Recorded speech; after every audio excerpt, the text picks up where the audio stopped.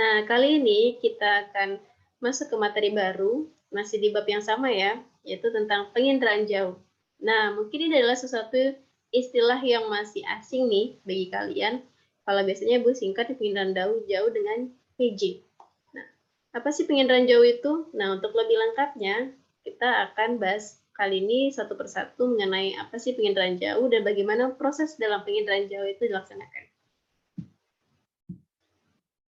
Nah, penginderaan jauh sendiri diartikan sebagai suatu teknik untuk mengenali suatu objek tanpa kita harus kontak langsung dengan objek tersebut.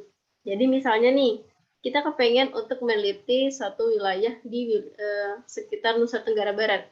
Nah, sementara kita tidak bisa nih untuk mengakses ke sana karena keterbatasan waktu, keterbatasan biaya, dan sebagainya.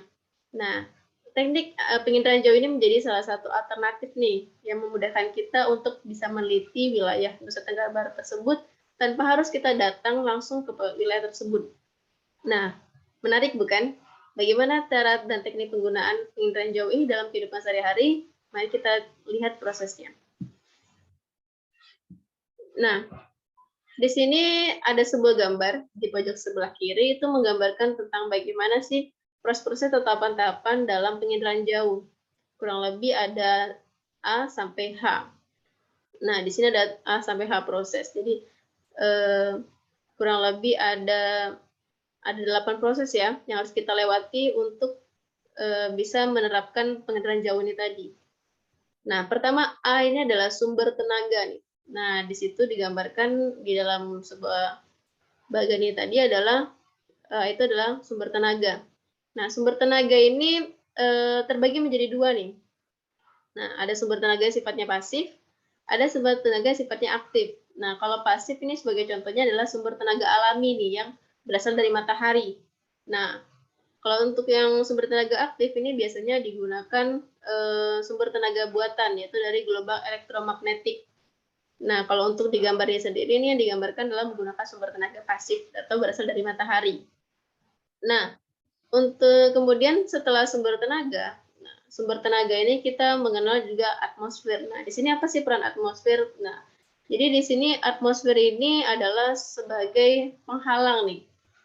Nah, kondisi atmosfer di sini merupakan sesuatu yang bisa menjadi penghalang dari proses penginderaan jauh. Nah, jadi ketika kita mau melaksanakan penginderaan jauh, kita harus melihat kondisi atmosfer juga. Apabila pada saat itu kondisi atmosfer ini sedang berawan, nah tertutup awan, maka otomatis proses penginderaan jauh akan lebih sulit dilakukan. Nah, ketika sumber tenaga berusaha untuk menuju permukaan bumi, nah contohnya matahari nih, sinar matahari berusaha untuk menembus sampai ke permukaan bumi, nah atmosfer di sini mempunyai peran besar. Apakah cahaya tersebut dapat sampai ke permukaan bumi dengan baik ataupun tidak, itu tergantung kondisi atmosfernya. Kalau kondisi atmosfernya sedang tertutup awan tebal, otomatis nih, secara otomatis sumber tenaga tadi tidak akan bisa mencapai ke permukaan bumi. Nah, kemudian yang ketiga, yang C nih, sumber tenaga ini ketika dia berhasil melewati atmosfer tadi, nah dia akan sampai kepada objek yang dituju. Nah, objek apa sih yang pengen kita teliti? Nah, kita pengen teliti tapi kita nggak mau atau kita nggak bisa ke sana gitu. Nah, jadi ketika sumber tenaga tadi sudah berhasil menembus atmosfer, kemudian mencapai objek yang dituju, yang ingin diteliti. Nah, kemudian ketika dia sampai ke suatu objek, ada dua kemungkinan. Nah, pertama akan dipantulkan, kemudian setelah itu akan dihamburkan. Nah, siapa yang bertugas untuk menghamburkan dan memantulkannya adalah sensor.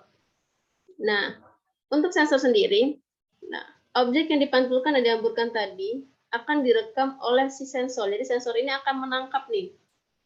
Nah, menangkap dari cahaya sudah sampai ke objek, kemudian dihamburkan dan dipantulkan, akan ditangkap oleh si sensor ini tadi. Nah, sensor ini terdiri atas dua nih. Ada sensor yang sifatnya fotografik. Nah, itu biasanya melalui proses kimiawi ya. Nah, sementara sensor elektronik itu biasa menggunakan sistem elektrik. Nah, biasanya ini hasil dari pengolahan data yang ada sensor ini. Nah, yang ditangkap oleh sensor ini itu menghasilkan sebuah data yang akan kita gunakan untuk menganalisis lagi nih lebih jauh. Kira-kira objek apa sih yang akan yang tertangkap nih pada si penginderaan jauh ini tadi. Kemudian si E, nah bagian E nih, ketika tadi sensor sudah mulai membaca, menganalisis nih, dihasilkanlah sebuah data. Data ini bisa berupa data manual, yaitu diolah dengan sistem interpretasi, namanya interpretasi citra. Kemudian bisa juga secara digital, itu biasanya menggunakan aplikasi pada perangkat komputer. Nah, kemudian hasil dari pengolahan data ini tadi, baik itu secara yang manualnya ataupun secara digitalnya, itu akan menghasilkan yang namanya foto udara dan citra. Jadi ada dua hasilnya. Bisa jadi dia menghasilkan si F, yaitu foto udara, bisa juga menghasilkan yang si G ini tadi ya, citra. Nah, kalau foto udara itu biasa kita hasilkan dari proses menggunakan sensor fotografik tadi yang prosesnya secara kimiawi. Nah, tapi kalau seandainya dia menggunakan sinyal elektrik, nah, jadi nggak pakai fotografik lagi, itu biasanya menghasilkan sebuah citra penginderaan jauh. Jadi beda ya, ada foto udara, ada citra. Nah, kemudian dari foto udara maupun citra, itulah yang kita gunakan untuk berbagai keperluan, berbagai penggunaan data. Nah, bisa untuk di bidang meteorologi, biasanya untuk menganalisis kondisi cuaca, perawanan, curah hujan, dan sebagainya. Kemudian klimatologi juga begitu. Kemudian untuk militer biasanya itu untuk menggambarkan apa ya, gambaran strategi lah. Gimana sih peta-peta lokasi nih yang aman ya untuk bikin benteng dan sebagainya. Kemudian untuk kependudukan, bisa juga untuk melihat bagaimana sih pemetaan kepadatan penduduk. Nah, itu bisa menggunakan sistem penginderaan jauh ini tadi. Kemudian bisa juga untuk pemetaan wilayah.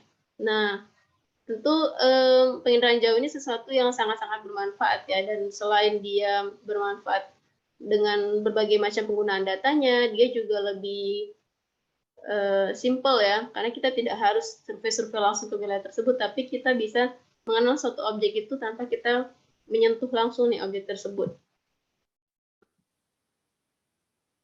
Baiklah, sekian penjelasan Ibu mengenai materi hari ini tuh terkait penginderaan jauh. Kita sudah mengenal nih kira-kira apa itu penginderaan jauh.